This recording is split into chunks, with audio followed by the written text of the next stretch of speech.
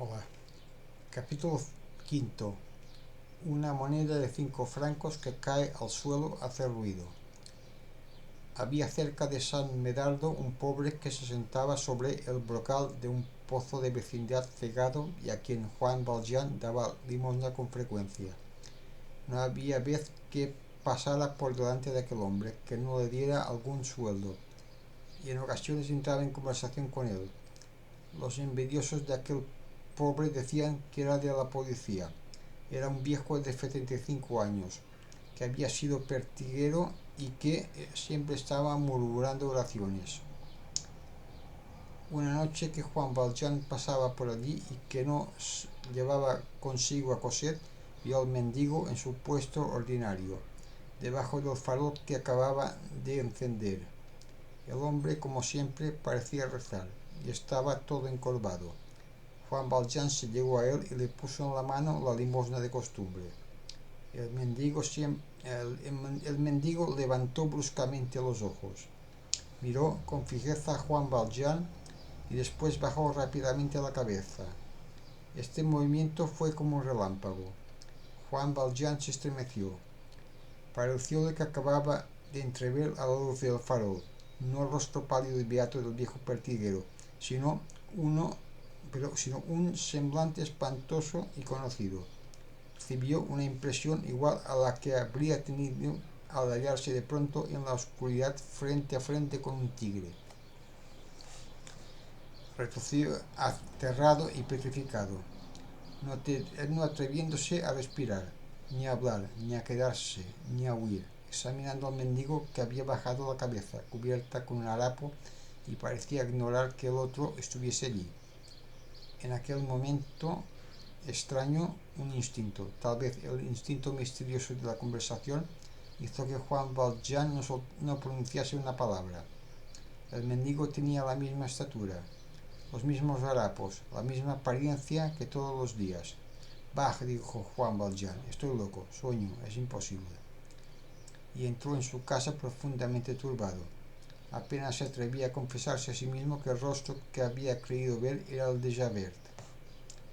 Por la noche, pensando en ello, sintió no haber preguntado al hombre para obligarle a levantar la cabeza por segunda vez. Al anochecer del otro día volvió allí. El mendigo estaba en su puesto. Dios os guarde, buen hombre, dijo resueltamente Juan Valjean, dándole un sueldo. El mendigo levantó la cabeza y respondió con voz doliente: Gracias, mi buen señor. Era realmente el viejo pertiguero. Juan Valjean se tranquilizó del todo, se echó a reír. ¿De dónde diablos he sacado que ese hombre pudiera ser Javert? Dijo. Vaya, vaya. Voy a ver ahora visiones, y no pensó más en ello. Algunos días después, serían las 8 de la noche, estaba en su cuarto y hacía deletrear a Cosette en voz alta, cuando oyó abrir y después volver a cerrar la puerta de la casa. Esto le pareció singular. La vieja, única persona que vivía allí con él, se acostaba siempre temprano para no encender la luz. Juan Valjean hizo señas a Cosette para que callara. Oyó que subían la escalera. En rigor podía ser la vieja que se habría puesto mala y habría ido a la botica. Juan Valjean escuchó. Los pasos eran pesados y sonaban como los de un hombre, pero la vieja gastaba zapatos gordos y nada se parece tanto a los pasos de un hombre como los de una vieja. Sin embargo, Juan Valjean dio un soplo a la luz.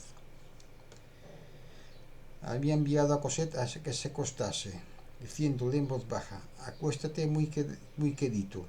Y mientras la besaba en la frente, los pasos se habían detenido. Juan Valjean permaneció en silencio, inmóvil, vuelto de espaldas a la puerta, sentado en su silla, de la que no se había movido, y conteniendo su respiración en la oscuridad.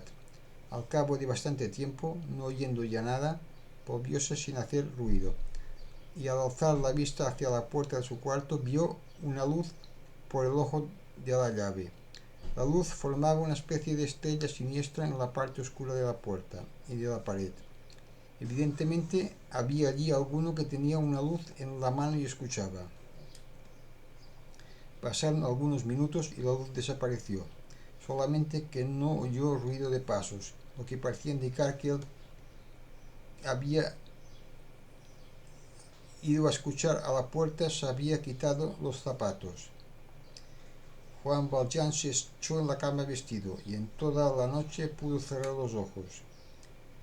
Al amanecer, cuando estaba casi aletargado de cansancio, fue despertado por el ruido de una puerta que se abría en alguna buhardilla del fondo del corredor, y después oyó los mismos pasos del hombre que la víspera había subido la escalera. Los pasos se acercaban. Echóse de la cama abajo y aplicó un ojo a la cerradura, que era bastante grande, esperando ver al paso al ser que la noche anterior se había introducido en la casa y había escuchado su puerta. En efecto, era un hombre, que pasó, pero esta vez sin detenerse, por delante del cuarto de Juan Valjean. El corredor estaba demasiado oscuro todavía para que se pudiese distinguir su rostro, pero cuando el hombre llegó a la escalera, un rayo de luz de la parte de afuera hizo resaltar su perfil y Juan Valjean lo vio de espaldas completamente. El hombre era de alta estatura, con un levitón largo y un palo debajo del brazo. Era la facha formidable de Javert. Juan Valjean habría podido intentar volver a verle por la ventana que daba al boulevard, pero habría sido preciso abrirla, y no se atrevió. Era evidente que aquel hombre había entrado con una llave, y como en su casa. ¿Quién le habría dado esta llave? ¿Qué significaba aquello? A las 7 de la mañana, cuando la vieja entró con objeto de arreglar el cuarto, Juan Valjean le echó una mirada penetrante, pero no la interrogó. La buena mujer estuvo como siempre. Mientras barría le dijo: ¿habéis oído tal vez a uno que ha entrado esta noche?